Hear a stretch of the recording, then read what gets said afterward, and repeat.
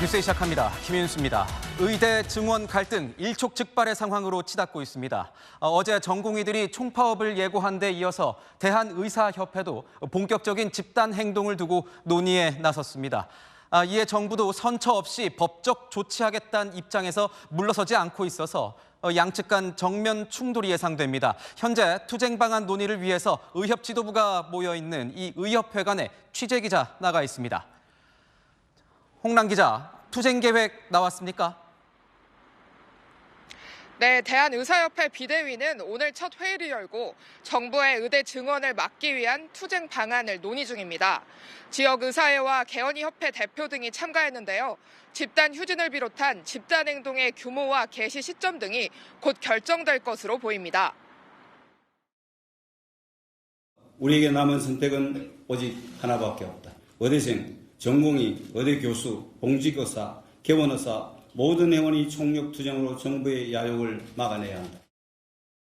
취재진이 만난 한 비대위원은 전공의들이 업무 중단을 선언한 오는 20일에 맞춰 집단행동에 들어갈 가능성이 크다고 전했습니다. 전공의 등 후배들이 투쟁 전면에 나선 상황에서 선배 의사들이 더 이상 뒤로 미룰 수 없게 됐다는 겁니다. 의사협회는 개원의가 주축이 되는 단체인 만큼 집단행동이 이뤄지면 동네 병원들이 문을 닫게 됩니다.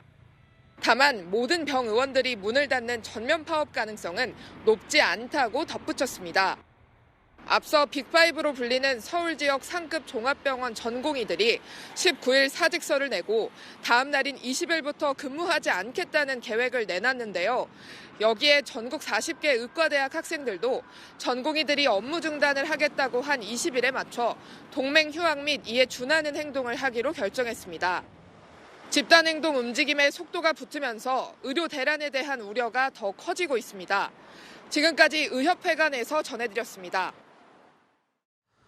의사들이 현장을 한꺼번에 떠나게 되면 의료 공백은 불가피합니다. 입원이나 수술에 큰 차질을 빚게 되면서 이 환자들의 생명과 안전에도 빈틈이 생길 수밖에 없습니다. 현장에서 만난 환자와 그 가족들, 불안감이 컸습니다. 계속해서 김단비 기자입니다. 이달 초 서울 지역 대학병원에서 욕창 수술을 받은 A씨. 상처도 아물지 않았는데 사흘 뒤 퇴원하라는 통보를 받았습니다. 전공의들이 자리를 비운다는 이유였습니다.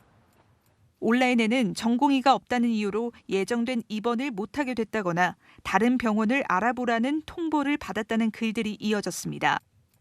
환자들은 제대로 치료를 받을 수 있을지 걱정입니다. 부산에서 왔어요. 그러니까 멀어가지고 지금 기차표도 거의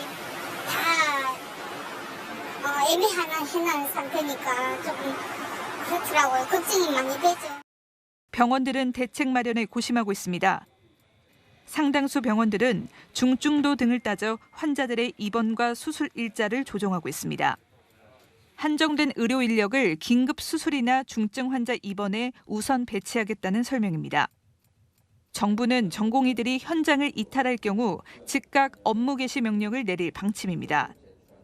4년 전과 같은 구제는 없을 거라며 강경 입장을 고수하고 있습니다. 기능에 상당한 그 마비가 이루어지고 그리고 실제로 사망 사례라든지 이런 중대한 위해가 발생한다. 이런 경우는 그 법정 최고까지 아마 갈 겁니다. 진료 공백에 대응하기 위한 비상대책을 모레 발표하기로 했습니다. 채널A 뉴스 김단비입니다. 국민의힘이 단수 공천 후보자 12명을 추가로 발표했습니다.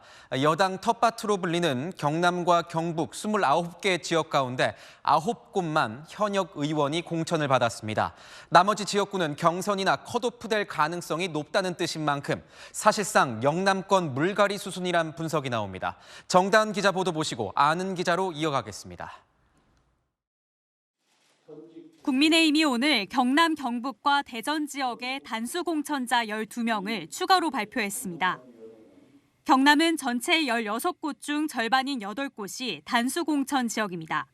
지역구로 옮긴 김태호 의원 지역에 나온 신성범 전 의원과 함께 현역 의원 7명이 단수 공천을 받았습니다. 경북에선 총 13곳 가운데 단 2곳만 포함됐습니다. 경남 경북 지역 29곳 중 절반 이상인 19곳에선 경선을 치러야 하거나 일부는 컷오프 대상이 될 수 있습니다.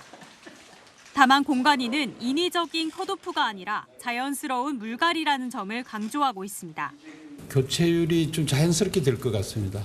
무리하게 되는 게 아니고 자연스럽게 교체가 진행될 거로 예상하고 있습니다. 국민의힘은 오늘 대구와 부산, 울산, 강원 지역을 마지막으로 닷새 간의 공천 면접을 모두 마무리합니다. 내일 이 지역 단수 추천자를 포함해 경선 지역 등이 공개되면 컷오프를 포함한 전체 공천 윤곽이 드러날 것으로 보입니다. 한편 민주당 출신 현역 이상민 의원과 비례대표 윤창현 의원은 오늘 각각 대전 유성을과 대전 동구의 단수 공천을 받았습니다. 채널A 뉴스 정다은입니다.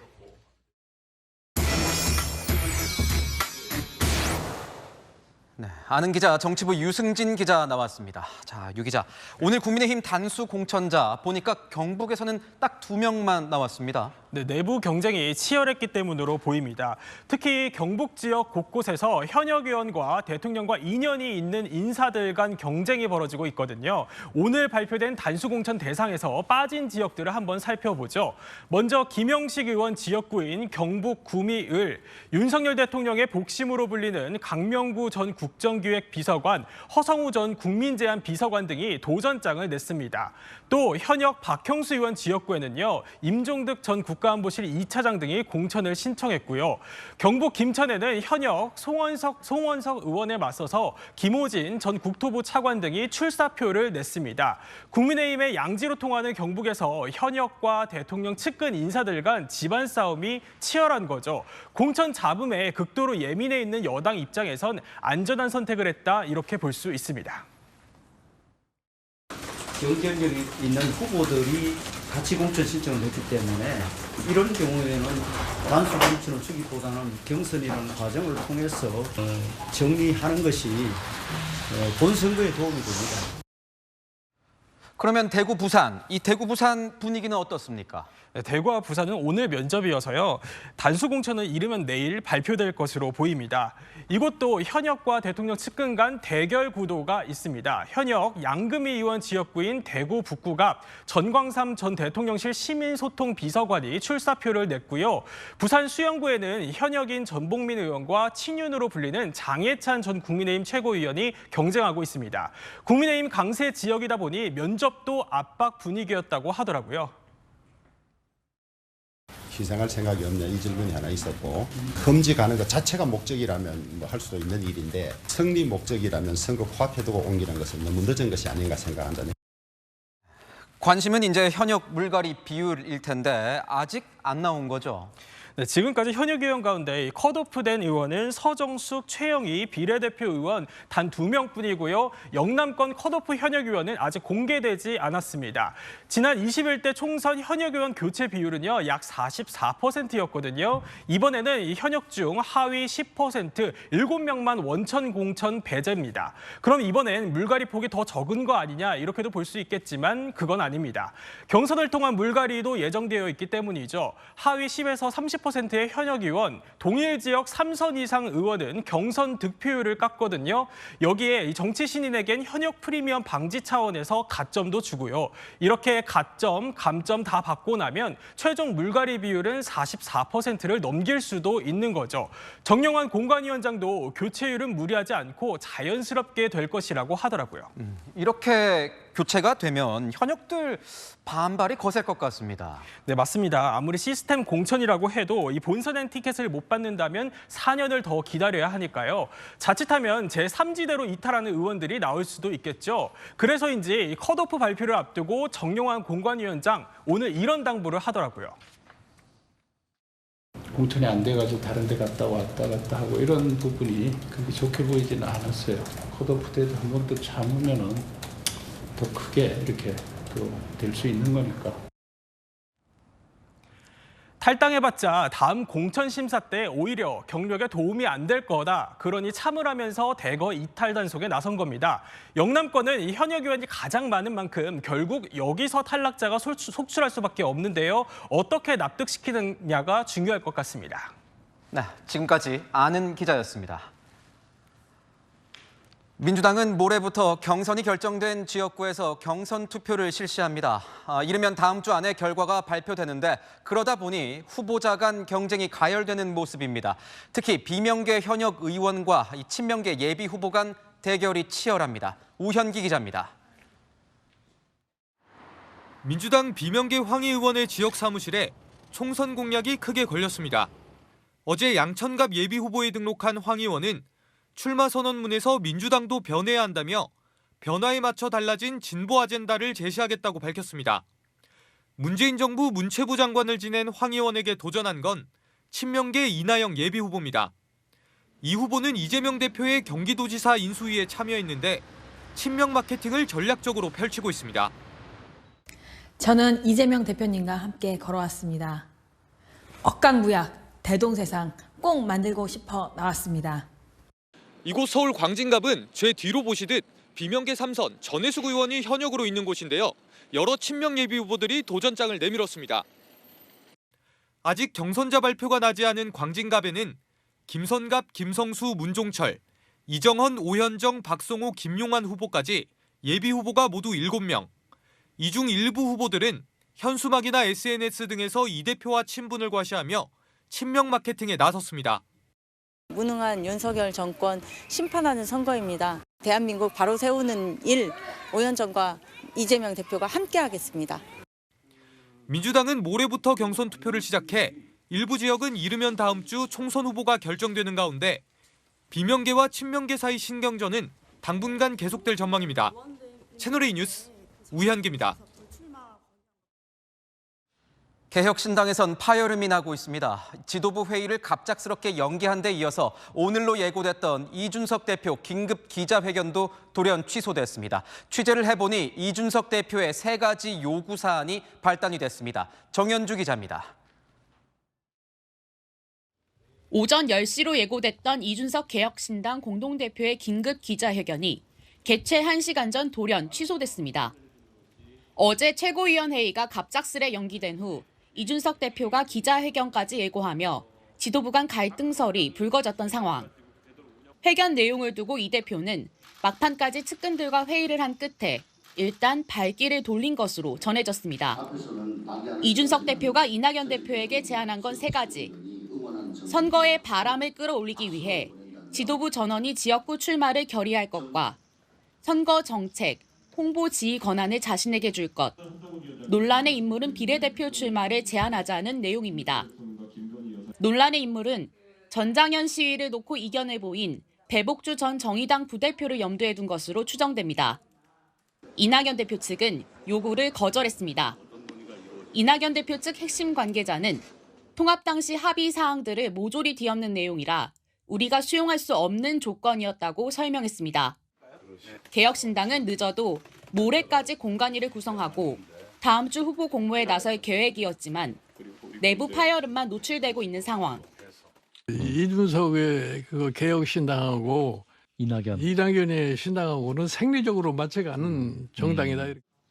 양향자 원내대표는 통상적인 이견 조율 과정이라며 갈등설 진화에 나섰습니다.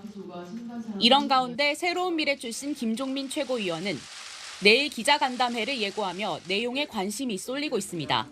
채널A 뉴스 정현주입니다.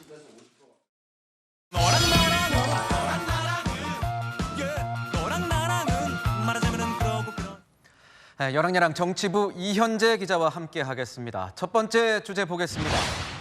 면접 신경전, 오늘 진행된 국민의힘 얘기겠군요. 네, 그렇습니다. 자, 어느 면접장이나 긴장감이 흐르겠지만 오늘 진행된 영남권 면접장 분위기가 가장 매서웠습니다. 자, 대구 동구 을에 도전하는 조명희 비례대표 의원, 지역구 현역 강대식 의원의 음주운전 전과를 대놓고 꼬집었습니다. 파렴치범 후보들하고 같이 겨루고 있는데 이철규 정장님께서 옆에 사람들 앉혀놓고 그 파렴치범이라고 하면 되냐 그래서 말이 상당히 셉니다. 네, 사실 이거 저도 듣고 깜짝 놀랐는데 이게 끝이 아닙니다. 울산 중구 면접 후에는 현역 박성민 의원이 과거 삼천교육대 출신이냐 아니냐 이 논란을 두고 설전도 벌어졌습니다. 삼성 교육 때 갔다 왔느냐. 소통관에 가서 분명하게 얘기를 하라. 그런 부분이 있었기 때문에. 제가 명예훼손으로 고발을 하려고 했는데 내려왔더라고요. 네, 현역 김기현 전 대표와 박맹우 전 의원이 4년 만에 리턴 매치를 벌이는 울산 남구도 마찬가지였습니다. 김기현 후보에게 선당 후사의 입장에서 복구를 보냈는데 안 간 것에 대해서 라이벌이냐고 물어봤다고 질문하신 거예요? 그렇게 너무 막연하게 질문하시니까. 네, 후보자들의 신경전이 정말 뜨거웠습니다. 정말 뜨거운 것 같습니다. 다음 주제 보겠습니다. 사천 반발, 공천 결과에 대한 불만이 터져 나오면서 양당, 이 당사 앞이 굉장히 시끌시끌했다면서요. 네, 열심히 준비했는데 경선도 못 치러보고 떨어지면 억울할 만도 하잖아요. 어제 민주당 당사 앞에서는 공천 결과에 불만을 가진 예비 후보들이 항의 집회를 열었습니다.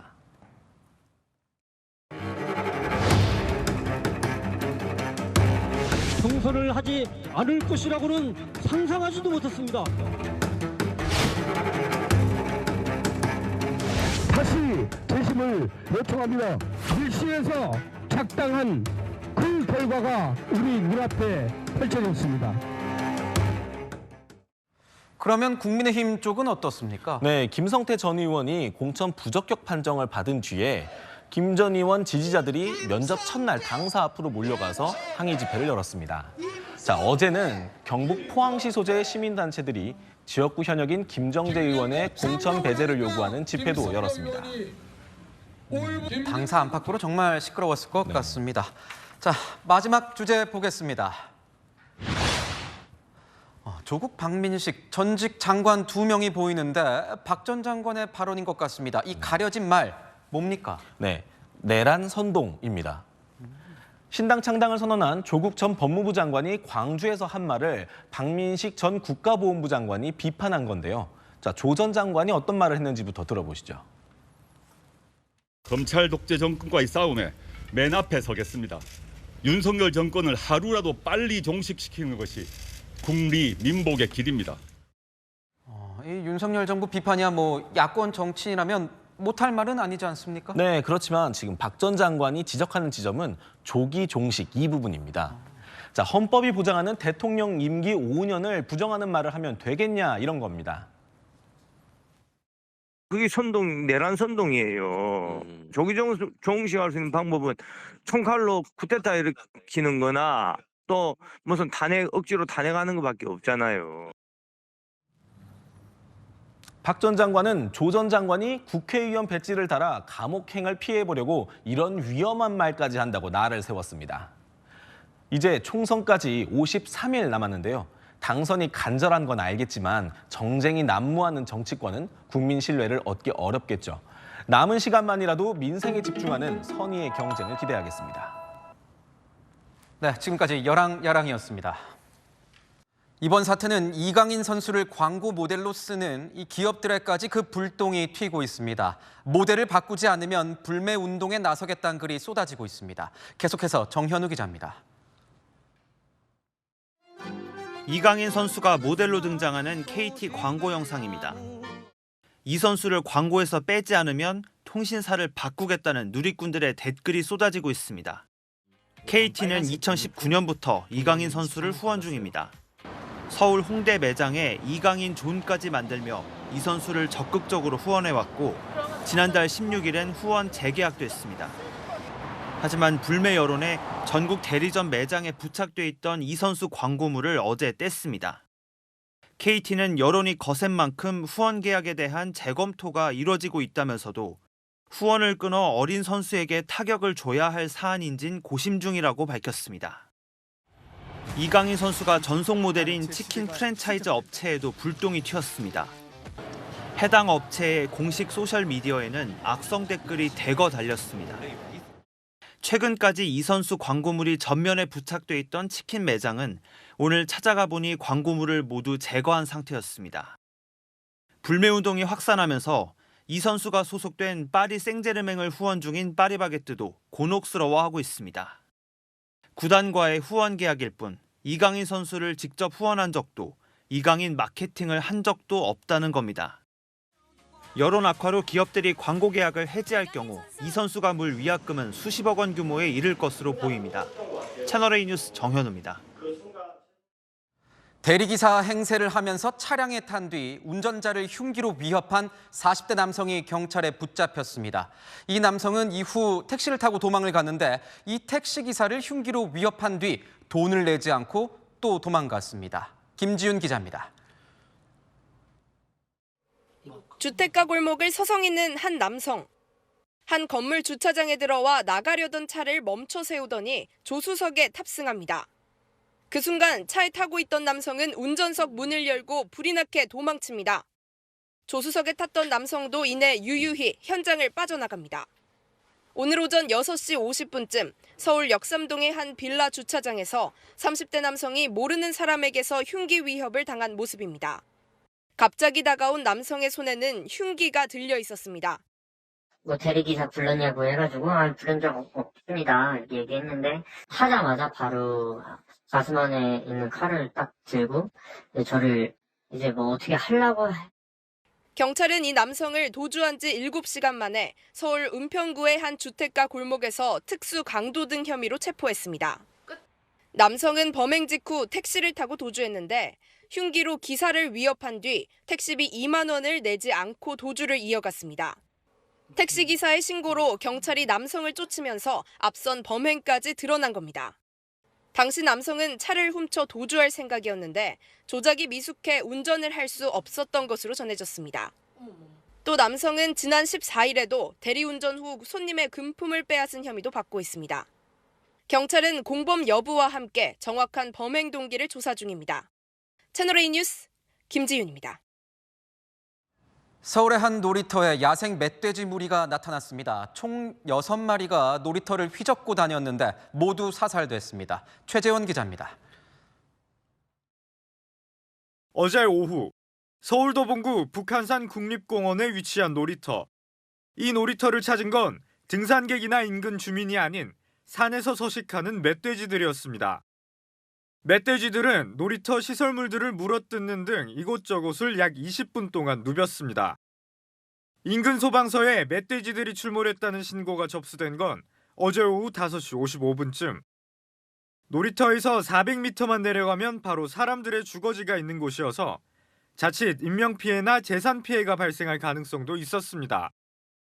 아프리카 돼지열병 감염 우려가 있어 야생 멧돼지들을 발견하는 대로 사살하는 게 원칙인 만큼 신고를 받고 출동한 소방과 구청 직원들은 멧돼지 기동포획단의 협조를 받아 총 6마리를 사살했습니다. 하지만 이 부근에서 멧돼지 출몰은 처음이 아니라 더 문제입니다. 얼마 전에 산에 올라가는데 멧돼지 4마리가 바로 앞에서 만났어요. 그때 너무 무서워가지고 가만히 서 있었더니 쭉쭉 올라갔었는데 혹시나 멧돼지에게 위협을 당할까 펜스도 설치해뒀습니다. 펜스가 없으면 이쪽 집 안으로 들어오니까 여자 등치만한 멧돼지 2마리가 파인데서 엎드려가지고 뭐 먹고 있더라고요. 전국적으로 멧돼지 평균 서식 밀도는 줄어들고 있지만 북한산 국립공원 인근은 오히려 늘어났습니다. 인근 주민들의 안전을 위해 별도의 대책이 필요하다는 지적이 나옵니다. 채널A 뉴스 최재원입니다. 지난해 새로 개통된 수도권 1호선 전철이 어제에 이어서 오늘 또 멈췄습니다. 전기 공급 시스템에 문제가 있는 건데 이번 주말 내내 운행이 어렵다고 합니다. 장호림 기자입니다. 어제 오후 동두천역 앞 전철에서 빠져나온 승객들이 임시 셔틀버스에 올라탑니다. 여간에선 역무원들이 승객을 이동시킵니다. 소요산 연천간 국단상해로 열차 운행이 중지되었습니다. 열차 이용에 불편드려 대단히 죄송합니다. 어제 오후 6시쯤 동두천역에서 연천역 사이를 운행하는 전철이 고장으로 멈춰섰습니다. 전기 공급 시스템에 오류가 생긴 겁니다. 여기서 갑자기 이제 펑 하고 소리가 나더니 역 전체에 울릴 정도여서 계속 그냥 대기해라고만 말해주고 물어봐도 그냥 앉아서 기다리세요만.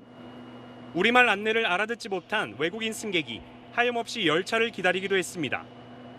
오늘 열차 스탑된 거 몰랐어요? 몰랐어요. 오늘도 시민 불편은 이어졌습니다. 아무래도 불편했죠. 30분 정도 생각을 했는데 한 1시간 이상 이렇게 걸리고 그러니까 편하게 오다가 또 갈아타야 되고 버스 타야 되고 하니까 뭐 결함이 있는 것 같아요. 철도공사는 주말 내 운행 재개가 어렵다고 판단해 셔틀버스를 계속 운행하기로 했습니다. 채널A 뉴스 장호림입니다. 국내 대표 철새 도래지인 낙동강 하구 을숙도에서 길고양이 급식소 설치를 놓고 문화재청과 동물보호단체가 갈등을 빚고 있습니다. 지난해 문화재청이 급식소 철거를 명령하자 동물보호단체가 반발하고 있는 건데 철새와 고양이 공존할 수 있을지 배영진 기자가 취재했습니다. 철새들이 날개를 펴고 힘차게 날아오릅니다. 국내 대표 철새 도래지 낙동강 하구 을숙도입니다. 섬 전체가 문화재 보호구역으로 일부는 생태보호구역으로 출입이 통제됩니다. 그런데 철새 말고도 이곳에 사는 동물이 있습니다. 바로 길고양이입니다. 추산되는 고양이는 70여 마리. 먹이가 부족한 고양이가 철새를 위협할 수 있다는 지적이 이어지자 동물보호단체는 2016년부터 급식소 20여 개를 설치했습니다. 지난해 10월 문화재청은 급식소 철거를 명령했습니다. 급식소가 무단 운영 중이고 고양이 때문에 철새들 피해가 우려된다는 이유입니다. 문화재 지정구역이나 뭐 이런 데는 시설물이나 이런 거를 설치를 하려면 문화재위원회에 허가를 받아야 돼. 동물보호단체들은 고양이에게 안정적으로 먹이를 공급하면서 철새가 보호받고 있다고 반박합니다. 안정적인 급식이 이제 중단이 되는 거죠. 먹을 것을 찾기 위해서 이제 사방으로 흩어지면서 아이들을 관리할 수 있는 기회가 이제 사라지는 거죠. 문화재청이 제시한 철거 시한은 이미 지난 상태. 동물보호단체들은 최근 문화재청에 급식소 허용을 요청했지만 받아들일 가능성은 많지 않습니다. 채널A 뉴스 배영진입니다. 러시아 푸틴 대통령의 정적으로 알려진 야권 지도자 나발리가 교도소 수감 중에 돌연 숨졌습니다. 불과 하루 전에도 판사에게 농담을 할 정도로 건강했다는 증언이 나오면서 일각에선 타살 의혹이 고개를 들고 있습니다. 김태림 기자입니다. 러시아 시베리아 교도소에 수감 중이던 알렉세이 나발리가 돌연 숨진 건 바로 어제입니다. 나발리는 푸틴 대통령의 최대 정적으로 꼽히는 반정부 운동가로 극단주의 활동 등의 혐의로 징역 30년을 선고받고 수감 중이었습니다. 연방교도소 당국은 나발리가 산책 후 몸 상태가 좋지 않았고 바로 의식을 잃었다고 설명했습니다. 그런데 나발리가 불과 하루 전까지 건강했던 것으로 알려져 의문이 커지고 있습니다. 화상으로 열린 재판에서 판사에게 농담을 건넬 정도였다는 겁니다.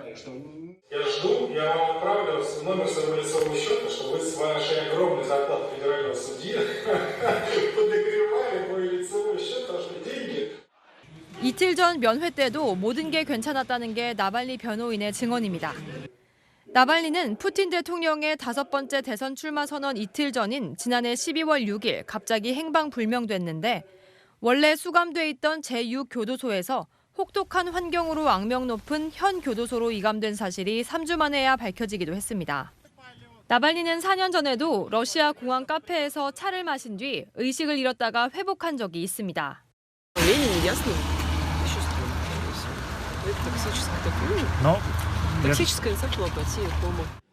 그 이후에도 푸틴 대통령을 향한 비판을 멈추지 않았습니다.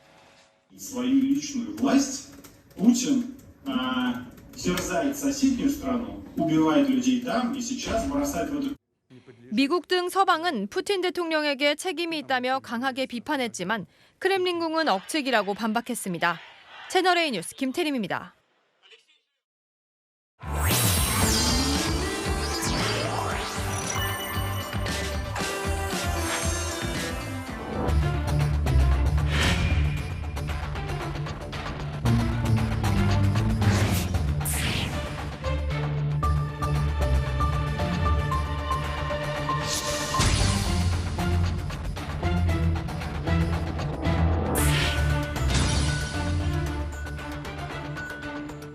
이승만 전 대통령의 생애와 이 정치사를 조명한 영화가 있습니다. 건국전쟁의 김덕영 감독님 모셨습니다. 어서 오십시오. 네, 안녕하세요. 네, 반갑습니다. 네.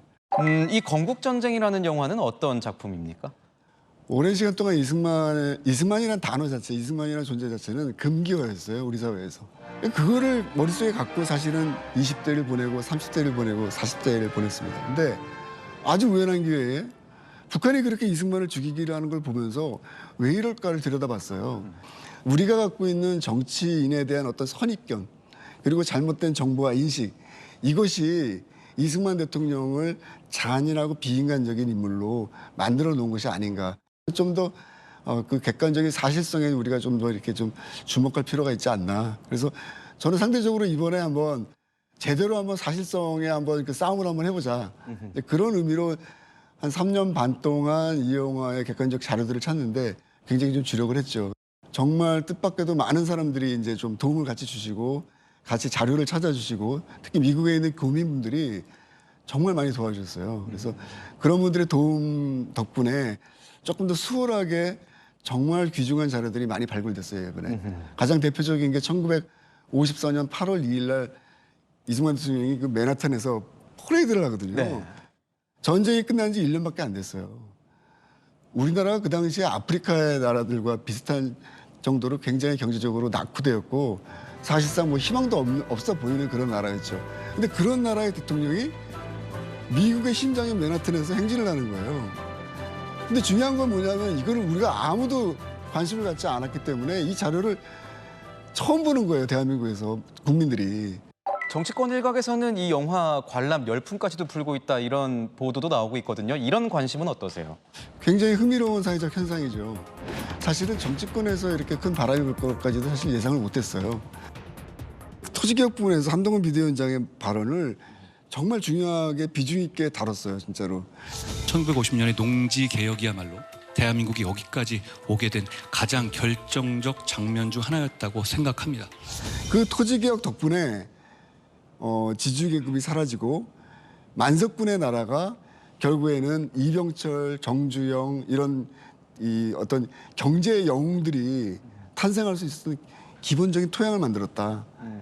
그 얘기를 하는 거예요. 그래서 제가 초대장을 만들어서 여의도 당사자를 찾아가서 국민의힘. 근데 안 계시더라고요. 좀 전달 좀 해주십시오. 했는데 결국에는 전달이 안 된 것 같아요. 또 이렇게 많은 분들이 응원해 주신 덕분에 이제 막 건국전쟁이 뜨기 시작하니까 아마도 좀 그때부터 이제 건국전쟁이 뭐야? 하면서 이제 좀 들여다보고 아, 이거는 한번 가서 좀 봐야 되겠다 이런 판단하신 것이 아닌가. 뭐 제 개인적인 추측입니다. 혹시라도 이 총선 시점과 이렇게 개봉 일자가 뭐 좀 연관성이 있을까요? 솔직히 말씀드릴까요? 원래보다 한 달 정도 앞당겼어요. 그 이유는 사실은 뭐 익히 다 아는 뭐 서울의 봄이라든가 또 길 위의 김대중 같은 영화들이 사실은 극장가를 휩쓸었지 않습니까? 그래서 한번 이번에는 어떤 진실성을 놓고 역사의 진실성을 놓고 한번 좀 붙어봤으면 좋겠다. 과연 누가 옳은 건지. 이제 그래서 개봉 일자를 사실 준비가 조금 부족한 부분도 있었지만 한 달 정도 앞당겼습니다, 사실. 이 영화가 나오면 논란이 될 것이다, 논쟁적일 것이다. 어느 정도 예상하셨습니까? 논란은 분명히 될 수밖에 없겠죠. 왜냐하면 우리가 익숙해져 있던 신념 체계가 있거든요. 가치 체계가. 그 가치 체계 기준으로 봤을 때는 당연히 대한민국에서 이승만은 일종의 그 부정의 대명사. 우리 사회에서 쉽게 입 밖에 내서는 안 되는 어떤 그런 개념들이었고 그것을 부추겼던 것은 사실상 그동안 잘못된 교육이 있다고 생각을 해요.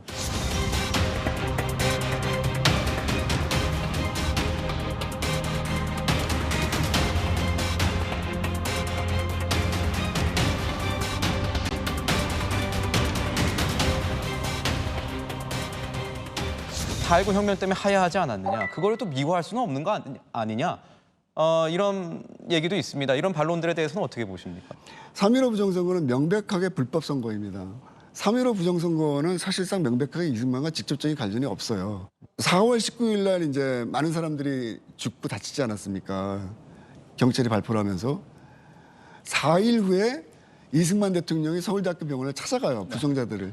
그리고 그들에게 미안하다 그러면서 내가 맞아야 될 총알을 학생들이 맞았구나 이런 발언을 합니다. 사실은 4.19가 일어난 다음에 이승만 대통령이 일주일 만에 이제 모든 권력을 내려놓고 하야를 하십니다. 사실은 그리고 이제 한 달 후에 사실상 본인이 원하는 것보다도 어떤 당시의 정치적인 어떤 배경과 어떤 알력, 압력 이런 것들로 인해서 반강제적으로 하와이로 떠나요, 사실은. 이런 것들을 보고 뭔가 단편적으로 본인의 어떤 사관에 맞춰서 해석할 수도 있는 영역 아니겠습니까? 결국 당신이 선택한 이 취사 선택한 역사적 사건이나 객관적인 자료도 당신의 주관이 개입된 거 아닌가. 저는 사실은 부정하고 싶지 않아요.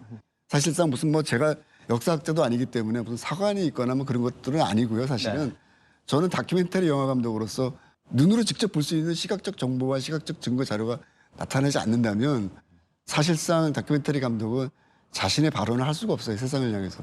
그러니까 그런 측면에서 이번 영화는 어느 정도는 제가 세상을 향해서 뭔가 외칠 수 있는 어떤 그런 충분한 근거들이 마련됐다. 저는 그렇게 봅니다.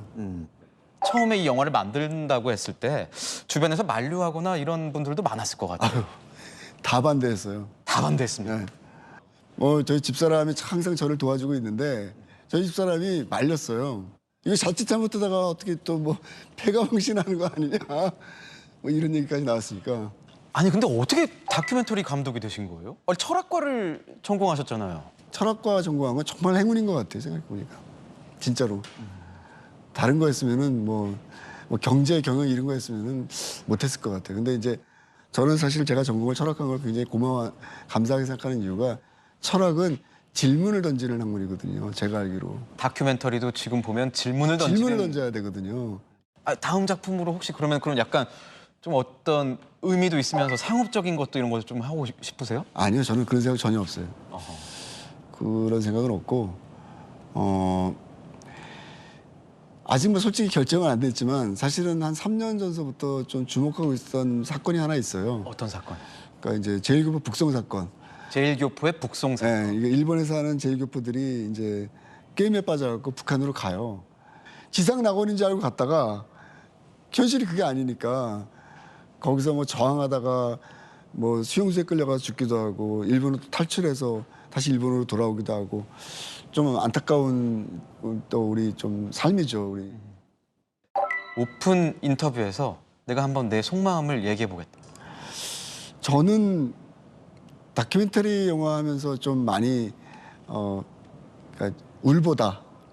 좀 부끄럽지만, 예. 이상하게 다큐멘터리 만들 때는 좀 눈물이 많이 나오는 것 같아요, 사실은. 이게 무슨 뭐 돈을 막 많이 벌고자 이렇게 만드는 사람들은 거의 없습니다, 사실은. 다큐멘터리 감독들은 세상에 하고 싶은 얘기가 있는 거예요. 그리고 그 진실을 좀 사람들이 많이 알아줬으면 좋겠다. 그게 다큐멘터리 감독이 갖고 있는 가장 큰 매력이라고 저는 생각해요. 행복이고. 네, 지금까지 김덕영 감독님이었습니다. 고맙습니다. 네, 감사합니다. 휴일인 내일의 날씨 키워드 봄 기온과 비입니다. 다시 낮 기온이 10도를 넘어선 오늘에 이어서 내일은 14도 이상으로 더 높아집니다. 오후부터는 전국에 비가 내리겠습니다. 특히 이번 비는 남해안과 제주에 가장 많이 내립니다. 모레까지 제주 산간에 150mm 이상, 남해안에도 100mm 넘게 오겠고요. 중부엔 60mm 정도 내리겠습니다. 돌풍과 벼락도 동반됩니다. 비는 다음 주 목요일까지 길게 오락가락하겠고요. 영동과 제주는 금요일까지 이어지겠습니다. 내일 아침 서울 3도 등 쌀쌀하게 시작되겠지만 낮에 서울이 14도, 대구 17도까지 오르면서 온화해지겠습니다. 기온은 차츰 떨어져서 비가 그친 후에는 다시 반짝 영하권이 되겠습니다. 날씨였습니다. 축구대표팀 내분 사태, 가라앉을 기미가 안 보입니다. 하지만 기쁘고 희망찬 소식도 많습니다. 수영 황선우는 밤사이 세계선수권에서 한국인 최다 메달 기록을 썼고 빙속여제 김민서는 이상화 이후 처음으로 세계선수권 500m에서 메달을 땄습니다. 생각해보면 한국 스포츠, 국민이 힘들 때마다 즐거움 준 기억이 많습니다. 축구대표팀, 이번 일을 계기로 한층 더 성장하길 바랍니다. 마침표 찍겠습니다. 더 단단한 원팀으로 뉴스에이 마칩니다. 고맙습니다.